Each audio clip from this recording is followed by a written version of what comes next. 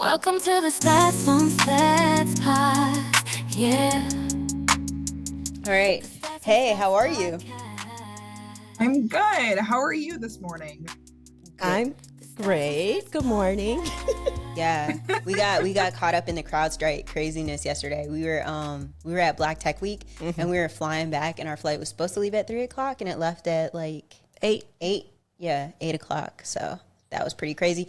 We were nervous we weren't gonna make it here today, but we did. So yeah, we're excited. Well, I'm glad that you're here. And actually, I do want to pick your brain more on Black Tech because we're trying to coordinate an event locally by me at the college that I'm on the board for the cybersecurity program. And they actually had mentioned Black Tech. And I was like, I should start asking more of my network to see how we can engage with that student community. So sidebar, after this, if you could give me some referrals or something for Chicago and how we can connect with that community, that would be fantastic. We'd love to incorporate them. Hey, so if y'all hear this, and you got the connects, go ahead and reach out. Yeah. All right. So do you know what's about to happen before we jump into the actual podcast? Yes. So I am a little bit nervous because I do like R&B music, but I feel like I'm not going to recognize any of the songs and I'm just going to embarrass myself. But I love music. So, but I will say, if I don't know the songs, I will be listening to it on Spotify after the podcast. How about that? That is fair. And to be fair, I'm going to let you know right now, you'll probably know one song today. I hope so. If I don't, then it's just going to be embarrassment on my part. I'm telling you, you'll know at least one, and that might be where it stopped, because to be honest, I didn't know any of them. So you're good today. It's deep cuts again. Okay. It's deep cuts, so you good. All right, so we're about to play That's My Jam 90s R&B edition.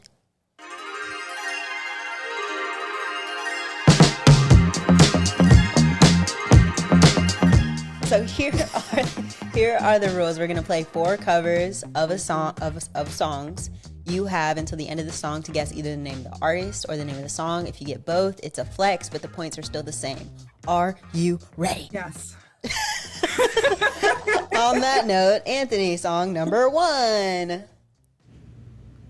Baby, you don't know what you do to me. Between me and you, I feel a chemistry. I won't let no one come and take your place.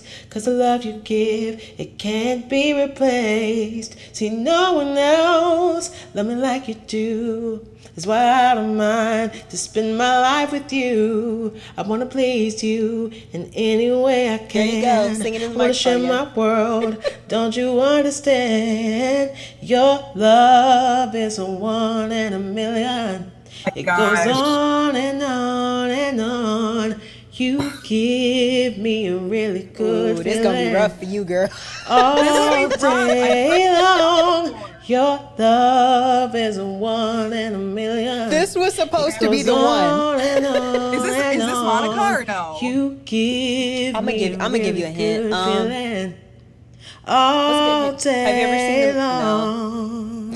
No. Hold on. I've heard the song though. That's the thing. I've heard the song. Oh gosh. I'm gonna give her. I'm embarrassed. No. I'm gonna give you a really good hint. I don't know. Have you ever seen Romeo Must Die? Oh, is that Aaliyah? Yes.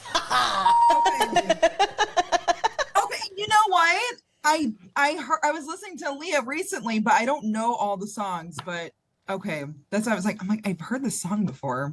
No, you're good. I'm just saying though, that was supposed to be the one. Easy one. Yeah. So let's go. I'm embarrassed now. No, don't be. Not at all. Not at all. All right, song number 2. Do I really Tiffany know all these songs. want my baby?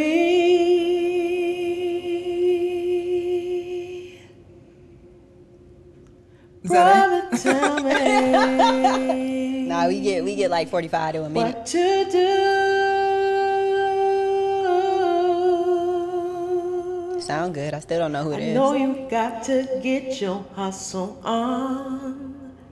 So I pray. These next 3, I'm gonna be 100. I don't know them, but Tiffany knows all of them apparently. So I you wanna tell her what it understand the game sometimes. Oh, you just want to sing it first, and then you gonna tell her who it is? And I love It's Erica you Badu. Oh, okay. It's what, the other side? Yeah. The other side by It's Erica Erica Badu. Badu.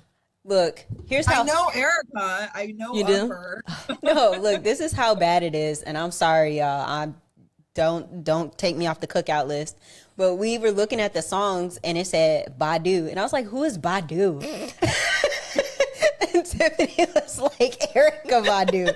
I was like, "It don't say that." Anyways, all right, song number man. 3. I would give up everything before I'd separate myself from you. Oh my gosh. After so know much this one? suffering, I finally found an honest truth. I was all Mariah by Carey. myself for the longest time. Is it? So cold It is, right? inside. And the hurt from Keep the singing, keep heartache would singing. not subside. I felt like dying until Carey. you saved And my Boys to Men. Wait, life. and Joe, I think. Thank God I found you. I was lost without you. My Turn up, every turn up. wish and All right, give it the every ding. dream somehow Awesome. becoming real. All right. Yes. Okay, so I am one of the biggest Mariah Carey fans. So I remember being in 3rd grade, like standing at my bedroom window and it faced out to the street. And I would like sing Fantasy and like her albums here. Oh my gosh, Emotions. So, and I was at Cedar Point when Mariah Carey was there, but I left the park when she was there. And I found out the next day, my best friend was like, "Did you know Mariah Carey was at Cedar Point? We're there." And I was like, "No, Oh, I missed her." And she was walking around in stilettos. I was like, gosh, if I could go back in time, I'd be like, let's get over to the rides Mariah Carey was at. what? Cedar Point? That's so random. Cedar Point? She was there with her twins. Yeah. That's cool. Where is Yeah. where is Cedar? That's in Ohio, right? Yeah, Sandusky. It's like 45 minutes from Cleveland. Yeah. If you like coasters, you have to go. But yeah, she was there when I was there, and I was like, oh my gosh, I can't believe I missed my idol. That's crazy. That's how I be, though. That's how I be. It'll happen. I believe it. We're manifesting it for you. Yes. All right. Song number 4. Lead me on, girl, if you must. Take my heart this and one? my love. Take of me all that you Wait for it to hit the chorus. You might get it. Okay. And if there's a thing that you need, I'd give you the breath that I breathe. If ever you yearn for the love in me. Here we go. Here's the chorus. Whenever, wherever, whatever. No? Okay, it's fine. Baby. No, I feel like it sounds familiar, but no, I don't know it. I'm gonna be honest, I don't know it. I'm gonna give her another hint. Who's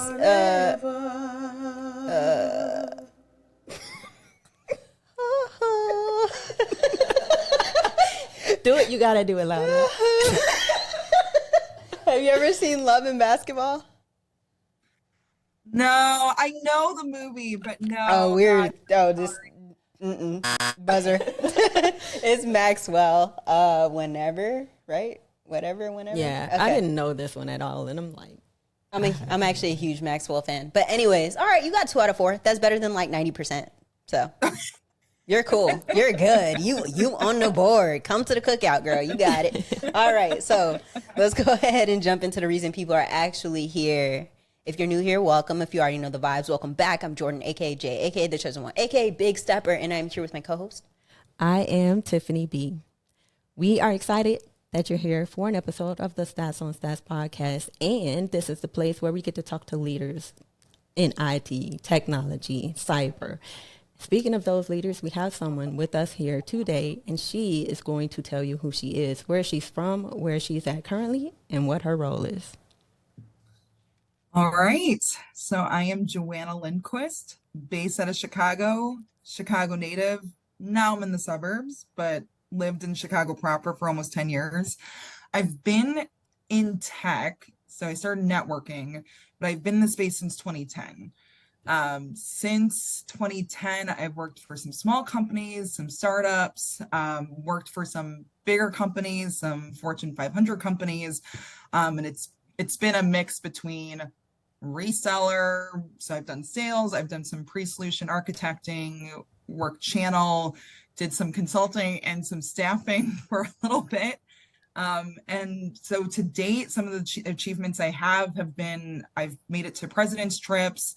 I've been nominated Channel Manager of the Year, been awarded Channel Manager of the Quarter, co-created a conference. So yeah, I've kind of done a little bit of different things within this realm of cybersecurity, not so much on the practitioner side, but there's definitely been an element of subject matter expert, some pre-sales architecting a little bit here and there, but yeah, so it's kind of been a catch-all. She said, I won some Grammys. I won an Oscar, you know, I cured everything. That's what's up. I love that. I am not Lady Gaga. Actually, wait, does she have a Tony? I forget if she has the Tony Oscar. I know John Legend does. Oh, the EGOT? EGOT, yes. I don't know if she's EGOT. I was wondering if she was, though. What would she have gotten an Emmy for? For American Horror Story, I think. We can table this. I'll look into it later. Yeah, let's look into it. There's only a few EGOTs, though. Yeah. So currently, I'm a partner account executive at DigiCert. Awesome. What that is? What do you do? Yeah, you know, it's interesting because so technically it's channel sales. And what I will say, having been in channel to some degree since 2010, it's really different at every single company I've worked at in how channel's defined. So I like to say it's the catch-all for our ecosystem of partners, whether it's services providers, ISVs, resellers. It's how we streamline product into a channel and how that gets in front of those customers. So, but it's definitely a catch-all because there's sales to it. You do have to be knowledgeable on the product. There's networking, there's strategy. And then a lot of times it's, you know, you have to strap your boots up and be on the ground with customers supporting sellers. And so I call it the grab all. That's awesome. How did you get into that? Like, how did you navigate it? Because that's honestly something I've never heard of. You know, so how did you end up jumping into that? So, okay, so how I got into channel sales, because I also had never heard this job title. When I graduated from University of Illinois Chicago, double majored in English and sociology. So I started my career really going to PR. I was interning in a few magazines. I interned for National Parent Teacher Association on the media relations team. And then I had like a couple gigs doing PR after that stint with National PTA. So I actually had gone into tech. I think it was after 140 applications went out. This tech company gave me a shot to work for them. So it was interesting because they had mentioned, hey, we interviewed a bunch of fashion merchandise majors, but you'd be our first English major. Would you be interested in interviews? All right, well, at least it's an interview because it was at that time it was 2010. So I'd been working all these different gigs for the last year. And 2009 was probably one of the worst years to graduate into the economy just at that time. So I started off doing the executive sales assistant, inside sales stuff. I was selling basically was like Cisco, Juniper, some gray market stuff to large telco. From there, I went and did a couple more startups, and then I ended up at CDW. So my brother was at CDW at the time. He's like, I think you should get back into doing traditional tech sales. And so at a company like CDW, where I mean, it's probably more now, but at the time it was like 1,400 different solutions on their card. So think of it, everything from people know them for laptops, data center, but they also have a lot of security products and a lot of different products that tie into those solutions. And so when you're working at companies at scale, usually from the vendors or the solution or cybersecurity companies, they'll have a liaison that's helping manage all that business. And part of those roles is going out there, educating the sellers. If they have a customer, how are you helping that customer from start to finish, from scoping to demo, POC to even the procurement part and closing the opportunity. So I had more exposure to working with channel managers through that role. I would say in my first tech role, I didn't really work with channel managers. So I didn't even realize that was a thing. I was usually working directly with procurement and trying to find whatever networking gear they were looking for. So fast forward within my career at CDW, they also have internally these companies. So it's not just limited to CDW. Like this is the space for companies that are selling cybersecurity solutions. They have pre-sales engineers they're badged by the company. Sometimes they are funded by the manufacturer or the cybersecurity company. So sometimes they do have funded heads there, but essentially they're employees of that value-added reseller services provider, and they're scoping those calls out internally.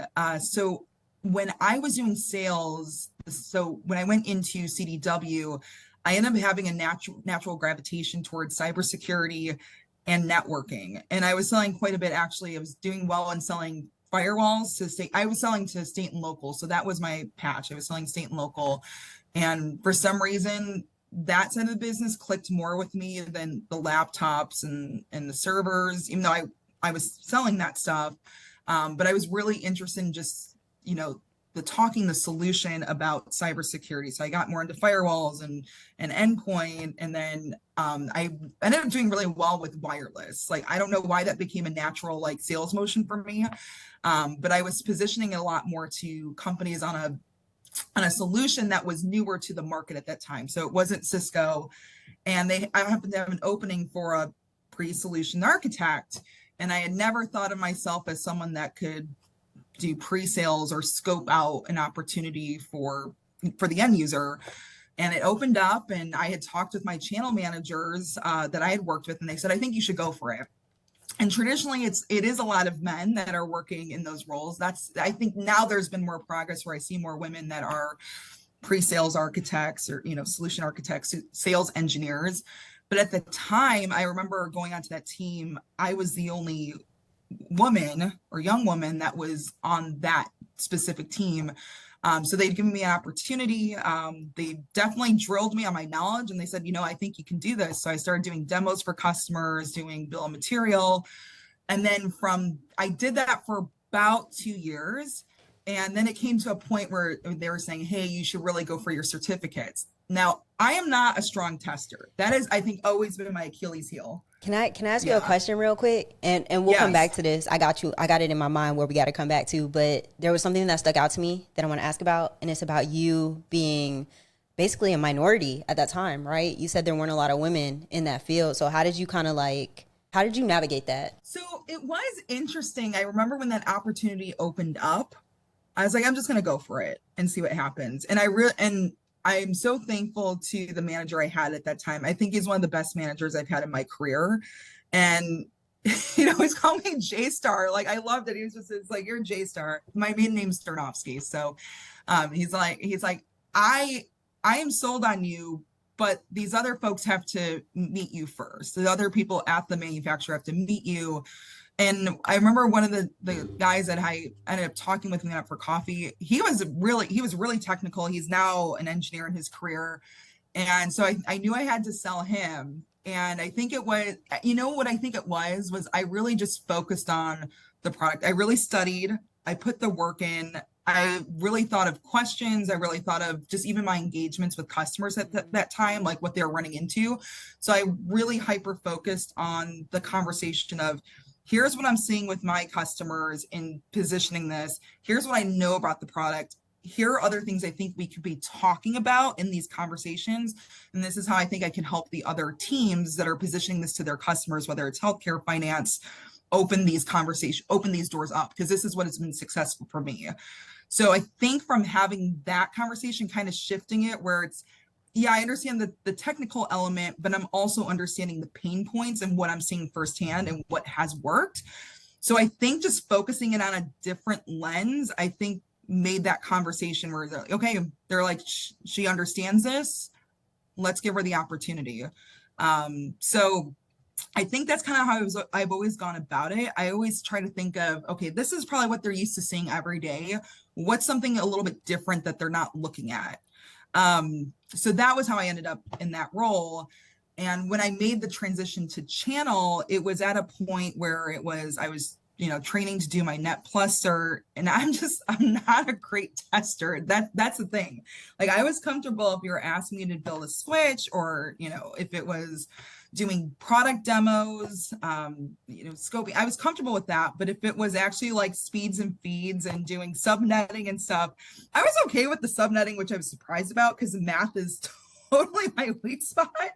But I remember I came to a point, it's like, am I going to be someone that really wants to keep going for those certs? And I know they are so important, but what else can I do with my skills? So it ended up being a natural transition at that time to go to channel, because with channel at that time, I was still required to help with demos. I was still required to educate sellers. I was still required to understand the solutions and have that engagement.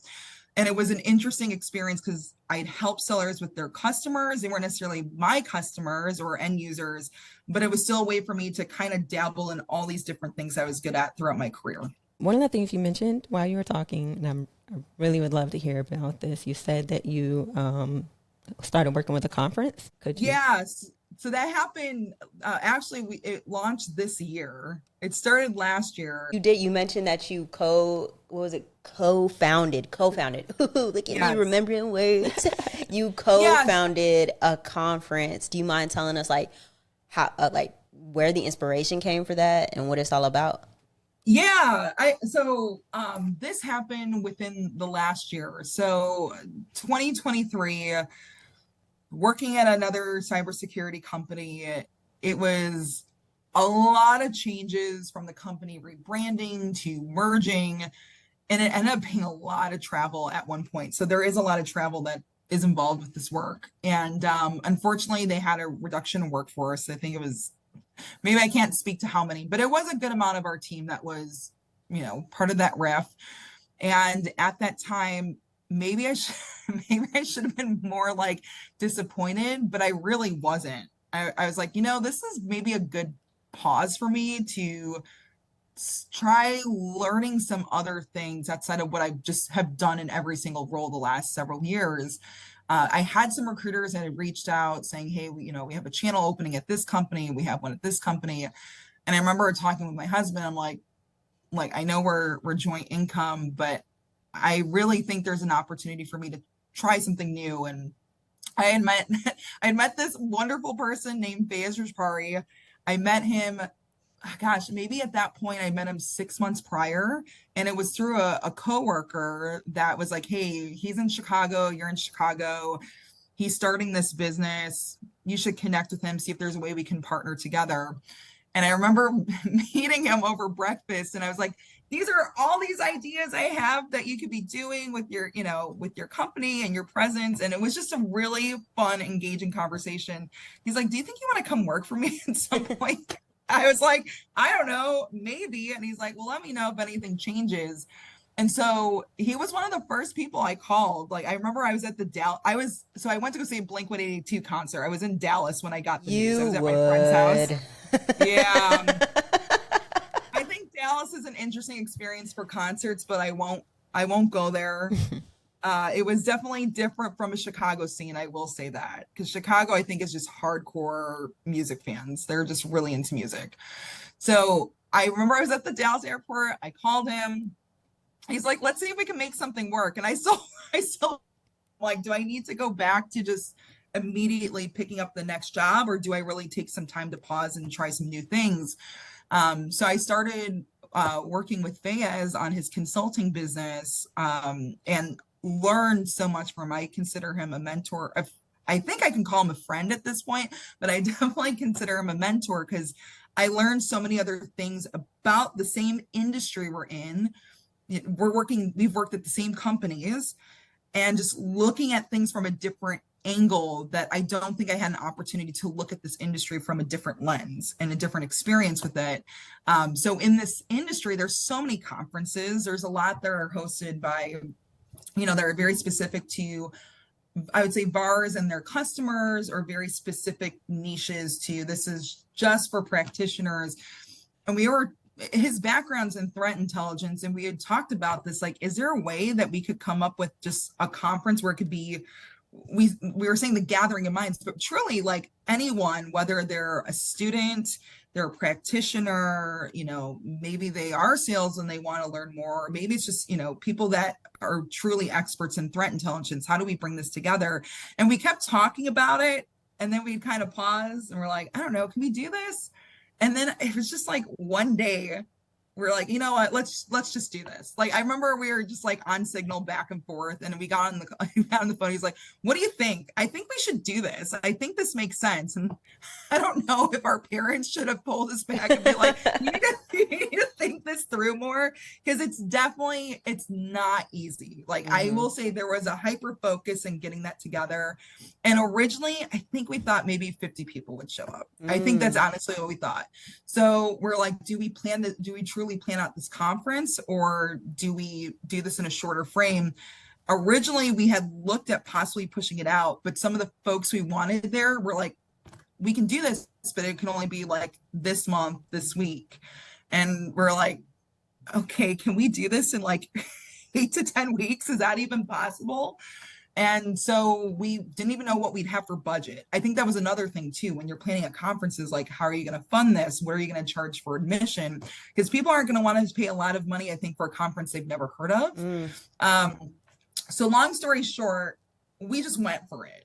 I remember I picked the Austin Public Library because I said, I don't know how much money we can fundraise for this, but let's see if, you know, at least a library is like a safer bet. I was a little bit nervous about going with like a high-end hotel because it's expensive. Like, conferences are very expensive. And I think we've seen this too with a lot of the grassroots conferences. They'll be at bars, or like, you know, I think now they're starting to grow where people can afford better venues. But I do like that people are thinking outside the box from just hotels too, they're convenient. But it's kind of cool to see when they're using universities and schools to host these events. I think those have been some really great opportunities for students on campus to come out to it. And a lot of times they're centrally located too within cities. And I always think about parking too. That's another one. So we went with the Austin Public Library because I thought, hey, you know, it's a really beautiful venue. It's, you know, accessible. We can probably keep the cost down and just see what we go. Now, there are some things I would change because the date we had, it was like the day after the Lego conference. And so they had barely any rooms available. So there was a lot of over talking in some of the spaces. But we ended up, we had over 150 registered in ticket sales for the event, which we were not expecting that, especially since we don't live in Austin. Fayez has lived in Austin, and that's where he had incorporated. But for us, for the most part, like, we're not really Texas, right? We're Chicago. So it was really amazing how many people from Austin came out. They came out and they spoke with us, and they're like, this is an amazing event. This is an important subject. It usually gets sidelined. So I don't know. It's just, props to the city of Austin and that community. What a wonderful, supportive community. And just the cybersecurity community. Like, I just remember reaching out to everyone on LinkedIn, like private messaging for the first like 4 weeks. I'm like, well, people in Austin and, you know, San Antonio, are they going to respond to me? And so many people were like, okay, yeah, send me more info. And they'd even say, hey, I don't know if I can make it this year, but do you think you'll do this next year? And I'm like, that's really interesting. Like, they've never met me. For all I know, I could be a spam bot, right? But it was actually, my husband's like, who are you talking to? Like, are you talking to your best friend? Like, who are you messaging all the time? Like, just cybersecurity professionals on LinkedIn. Straight up. I became a keyboard warrior with the, hey, we're doing this. Are you interested? And so I will say it. I think this community is amazing. They've been very supportive, and the people that we had present and everything, I thought they were also just very supportive and coming out and sharing their expertise. So yeah, that's kind of how that came to be. Definitely more organized. I know for this year we have people that are raising their hands to help organize it. So I'm really excited for 2025. Awesome. Me too. I can't wait. Okay. If somebody were to ask you, like, what were your favorite things about IntelliCon, because they're thinking about attending, what are the two things that you would be, these are the reasons that you want to come to IntelliCon? There were so many impressive people, like, impressive yet humbled and kind. I feel like sometimes if you're in tech, sometimes it could come across like, oh, maybe I can't approach this person because they're super smart, they're top of their game. Why would they want to talk with me?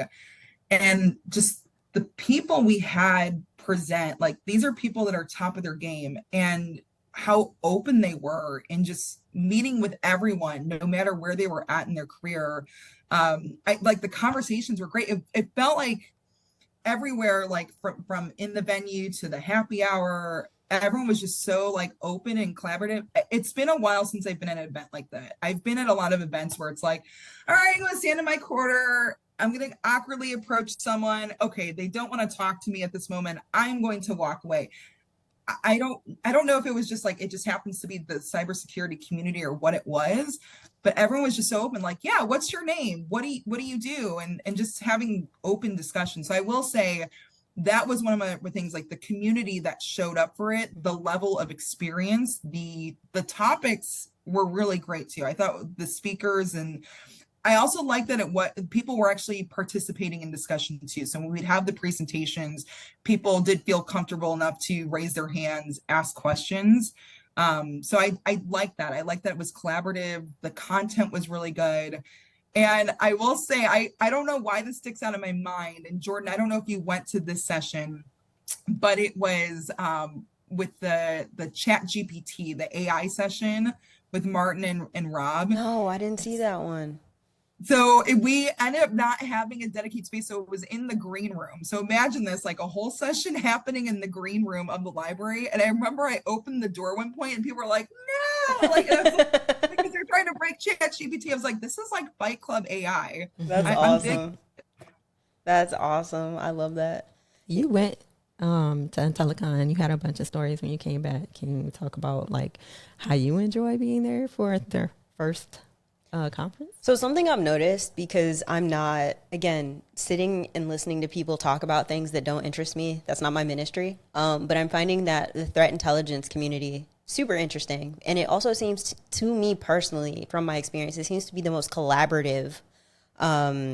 It holds the most collaborative people in terms of cybersecurity. So I had a great time. And a big piece of it was because, you know, me being the introvert that I am, I had an extrovert adopt me and kind of drag me around and say, hey, this is Jordan. She has a podcast.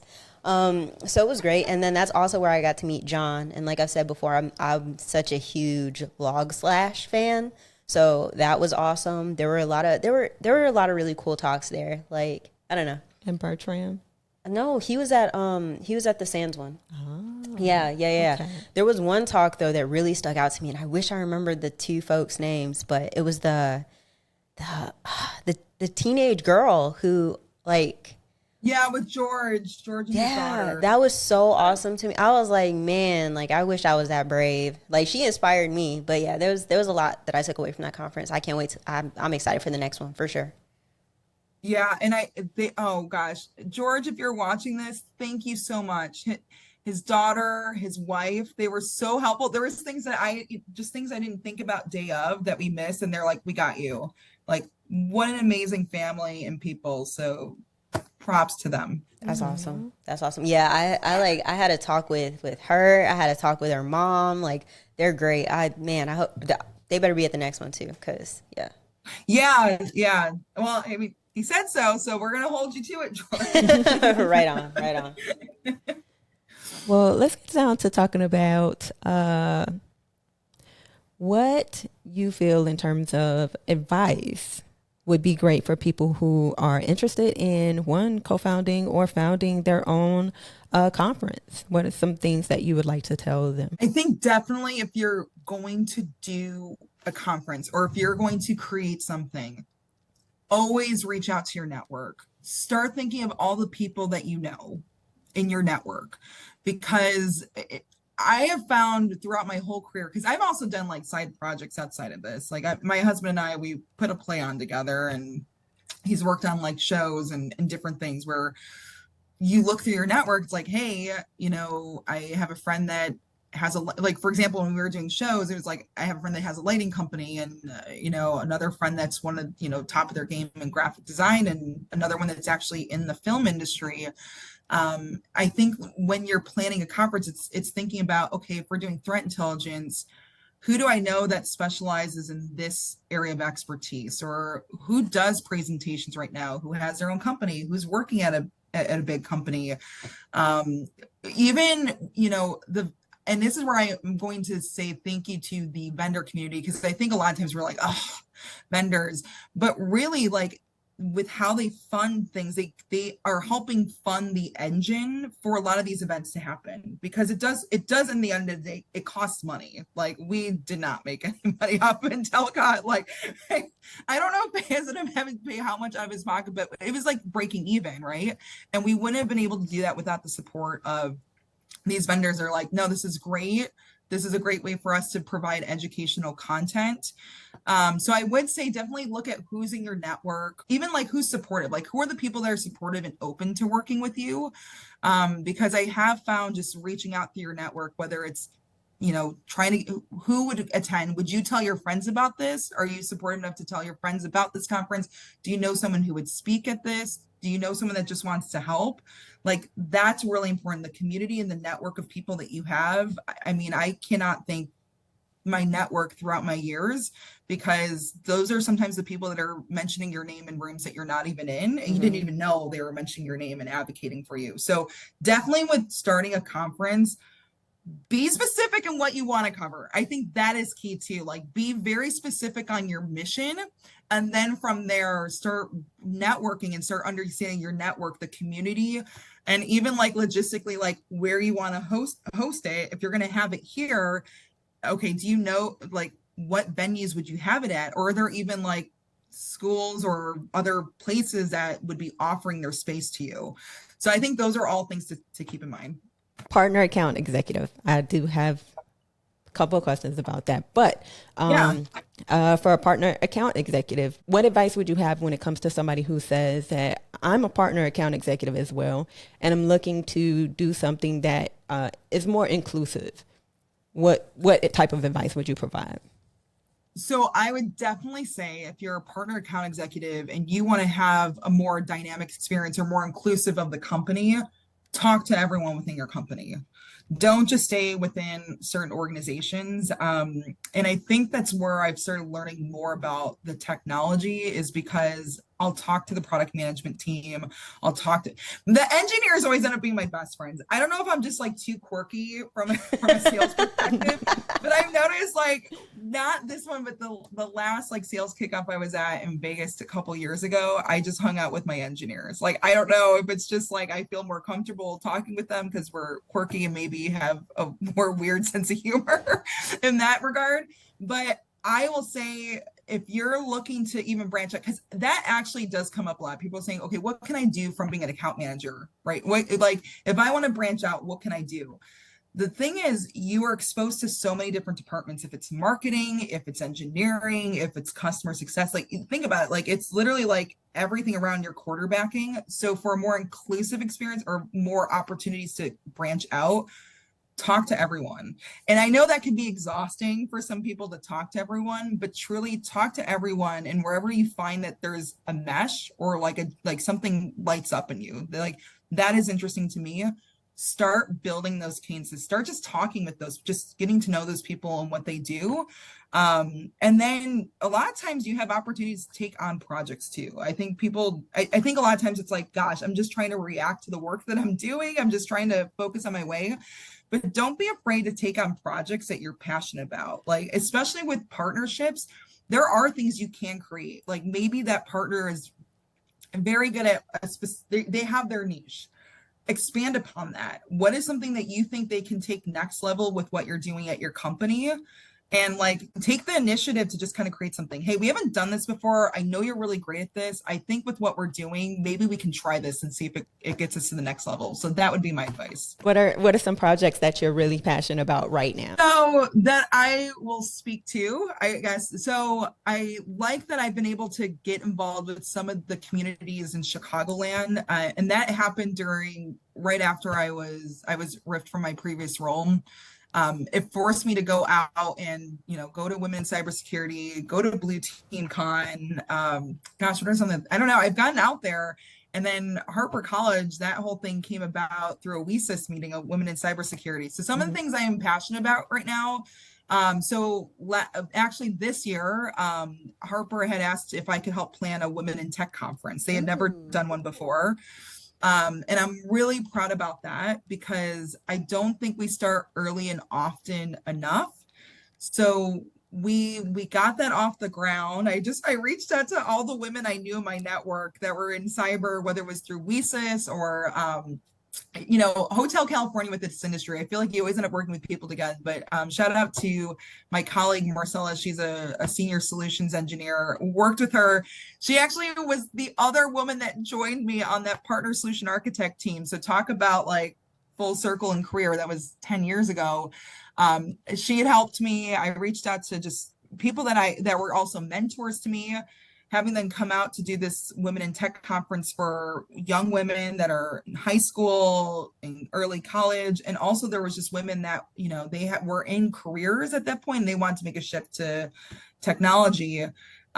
So we had over 150 women at that event, and that was between 6 high schools, the college and surrounding areas. And so they have approval to do this again. So really excited that they're open to having me participate with them.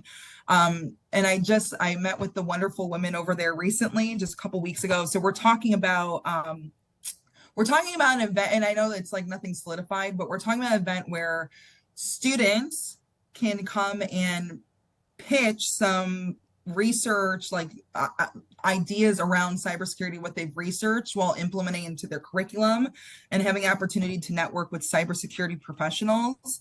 And that was an idea that came actually from one of the leaders of the local chapter of WESIS. So what I'm really, if you're talking about, there's a few different things I'm dabbling in right now, but what I'm really passionate about is getting younger people and people that want to transition into tech, making it more accessible and digestible to understand where there are opportunities.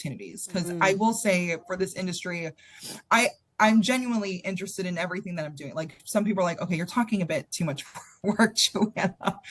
But I will say it's created so many opportunities for me. I'm a mom of 2 little girls with my husband, and it's created so many opportunities for me to do really cool things and build the life that I want while working with a really supportive community. So I would love for more younger women or anyone really that it's, so not even just women, just anyone that's young that wants to understand how to get into this industry, where there's opportunities, how we can bridge that gap and get them in early.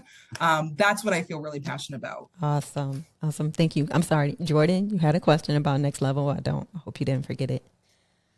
I just want to know now, are you going to Blue Team Con this year? I know I have to look at the weekend. I was actually asking my husband. So it just depends because my kids are switching up their activities now. No, tell them their activity is Blue Team Con. Oh, that's funny. So I did have a question about being Next Level, and I'm not sure if you're allowed to talk about it though, but you said you might have an opportunity to do something cool with a new company. So yeah, I think I have to think about it. So it's not conflicting with anything that I do. So I guess I'll just talk like a little bit. You don't have to. I can talk maybe just a little bit like high level, because I think a lot of people don't realize there's opportunity to invest in technology. I think a lot of us, we go to work and we work for that company. And you have your how you invest with the company. But what I've learned that I think is so inspiring about cybersecurity and what's going on now with AI is a lot of people are incubating and creating their own companies. And it's like different technologies that we're not even thinking of. And we are a capitalist society. So it's one of those things where it's like capitalism, I think, does drive that innovation, because people aren't going to want to innovate unless there's something in it financially for them, right? So you have a lot of people that are like, okay, what's the next thing that I can innovate with? And I don't think we talk a lot about like how to invest with it. I think, we talk about the stock market and real estate, but I don't think we realize there's a very unique opportunity in cybersecurity as you get to know people that are innovating, creating, they're in stealth mode.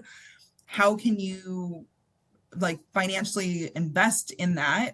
And I wouldn't say I am like anyone that's like well off by any means. I feel like I am the middle class family in America, just trying to figure out how to raise kids in this environment. But I started asking more about it, as I wasn't raised with parents that were like really involved in like all these different investments. It was definitely more like real estate, rental, but not about anything else. So I started learning more and more over this past year, just even really the last 2 years, just people investing in other companies. Like they're investing like, hey, this person has a really good idea for tech. We're not doing this yet. How can we invest and contribute? So when I started hearing more folks talking about it, I just was curious. I'm like, how would I even get into that? Because I wouldn't even know about that. So I didn't know there's also websites too that people can just invest in these startup companies. So that was educational for me too. I'm like, wow, so you can just go online, search a startup and invest in that company. That's really interesting.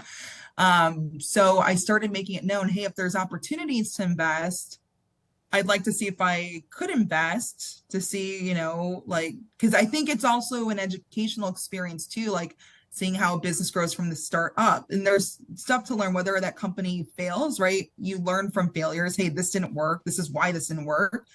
Let's start again.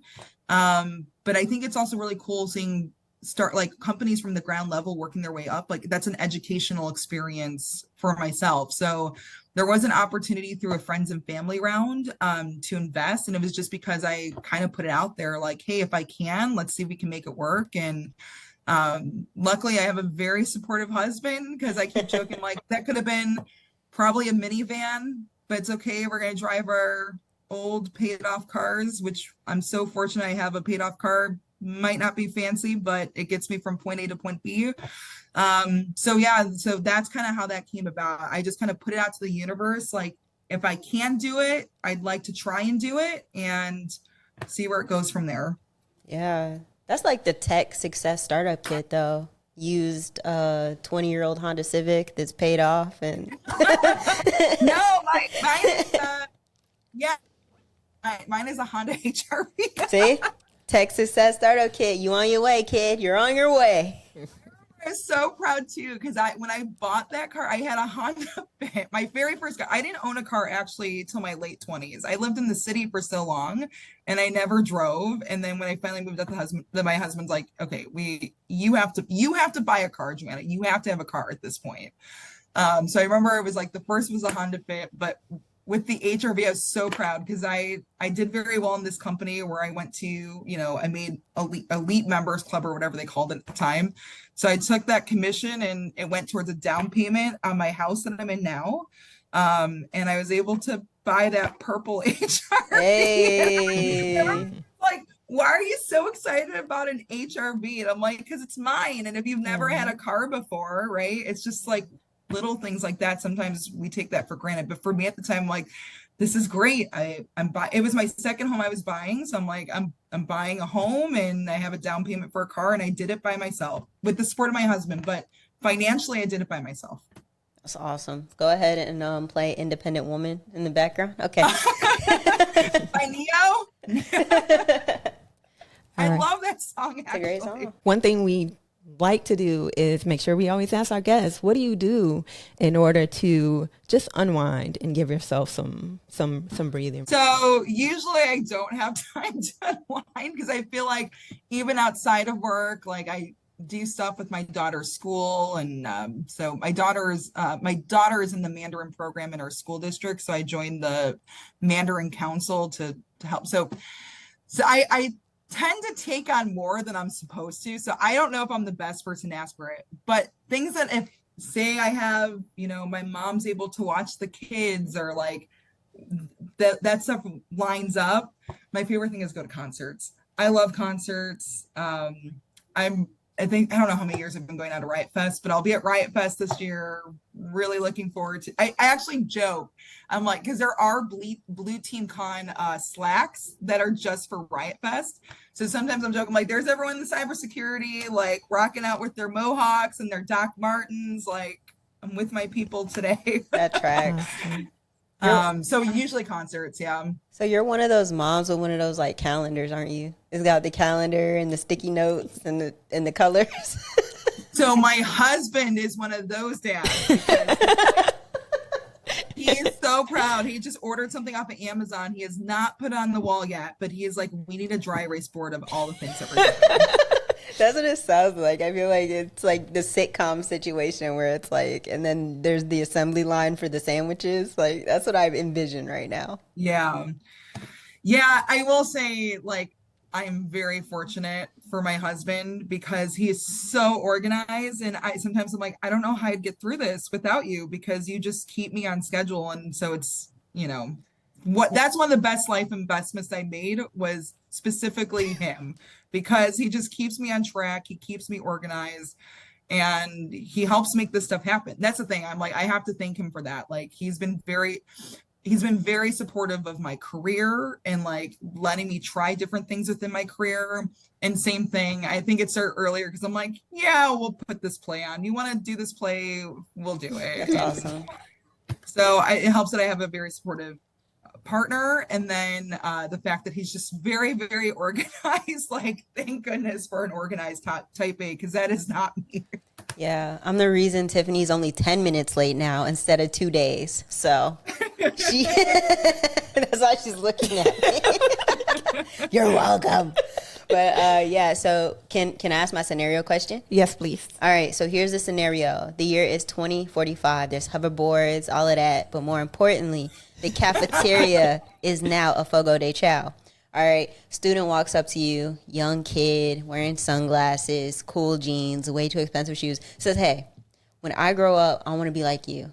What is the advice that you give that kid? Gosh, I know what my honest response is. Let's hear it. No, okay, so here's the thing. I think there's been multiple points in my career where someone has told me, you have to do this, or like, has someone told me you can't do that? And so I ran into that even like early in college. I remember with an internship, I went to the intern office and I was not accustomed to buying stuff. Apparently a lot of the students would buy her chocolates or give gift cards and stuff to this coordinator. And I remember I met her and I don't know if I said something wrong. Maybe I did say something wrong, but she's like, I don't think anyone's going to hire you. I don't even know why you're in college. You should just drop out now. And What? And it was one of those things where I was so taken aback because I was like, all right, I am in my senior year. I was interning in a film magazine at that point. And she told me like, I'm not going to cut it. There's no point for me to be here. She was just, so I was like, well, I looked at the binder and I thought, I'm going to ask my friends who are interning at places right now where they're interning and they can just pass along my resume. And so one of my good girlfriends, amazing. She was like, you give me your resume. I'm going to give it to this editor. We're going to do this. So she gave it to the editor and the editor ended up hiring me. But then it became drama because the internship coordinator was like, well, I say who goes. I pick who you get to intern. And the editor's like, no, we're our own independent publication. We can bring whoever we want. And then the next year, my school had me come back as like a success story for like internships and like jobs. So I had like a part-time job at National PTA and they brought me back and I was like, well, let me start off with one thing. I'm such a smart aleck. I'm like, let me say, I was told I should drop out of college and that I would not be good enough for an internship. So I went and got my own internship and now I'm here speaking with you. So don't let anyone stop you. So I would say to that young person, people are going to tell you no, find another path. People are going to say you can only do this, find another path. That's kind of how I've gotten where I am. I love that. I just see the person who was hating on you going to your MySpace page and they click on it and they just hear, look at me now. Look at me now. Or it's like a photo of me with my emo face, like across my face. Oh my All gosh. your friends. Oh man. You're not in my top 8. That was such a thing though. The top 8 was such a thing. Right? Wait, okay. I know we're about to get way off track. But look, the top 8 was like so petty because like you'd be mad at your friends, so you would like silently remove them from your top 8. And then they'd be like, did you remove me from your top 8? Oh girl, I wasn't even paying attention to that. That don't even matter. But I have to be honest though, my friends did not go on MySpace. So I felt like it was just like the few of us like emo kids that were on MySpace at that time. But yeah, I was, believe it or not, I was like one of the first to have a Facebook account with the university. I remember it was like 12 schools at the time. And I will say I still liked MySpace better than Facebook. That's all I'm gonna say. MySpace was, oh man, I'm like, we could have a whole episode about that. But I remember when I got a MySpace, my parents definitely didn't know. So I'm like sitting over my little phone, my little Nokia that barely has like Wi-Fi, trying to look at my messages, and they're like, "What you doing?" Nothing. Yes. But yeah, I just like that I had the music and then you'd have the blogs and stuff. Oh my gosh. Someone's gonna pull up all the embarrassing blogs. They're like, you were embarrassing at 18. I'm like, yes, I'm fully aware I was embarrassing at 18. You didn't tell Tom to take that down? Tom didn't take that down yet? It's still I floating think around? Tom was always in my top 8. He was always in your top 8? Yeah. And he still got, he's your page still exists and he's still in your top 8? Oh my gosh, no. Maybe we should cut this because I don't want people pulling up all my old MySpace stuff.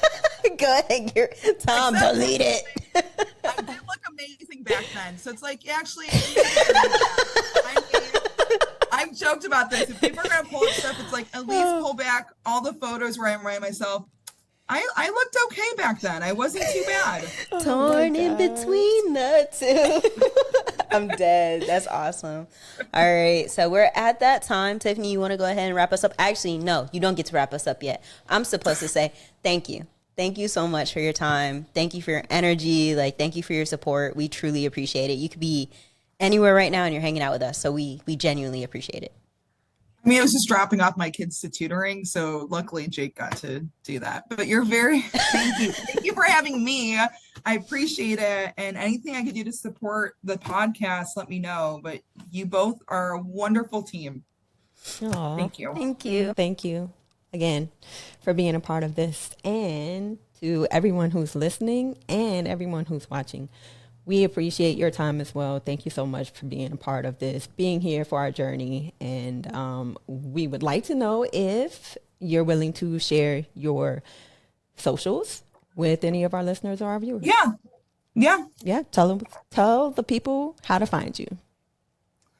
I think honestly, it's just LinkedIn / Joanna Lindquist. So yeah, I'm open to talking on LinkedIn, and maybe not always the most inspiring content, but I do post from time to time. Sometimes I'll sneak in like something a little bit funny in there and then I'll retract it. So those are my Once a quarter. All right. You heard the lady. I think we're done for the day. All right. Love y'all. Bye. See y'all.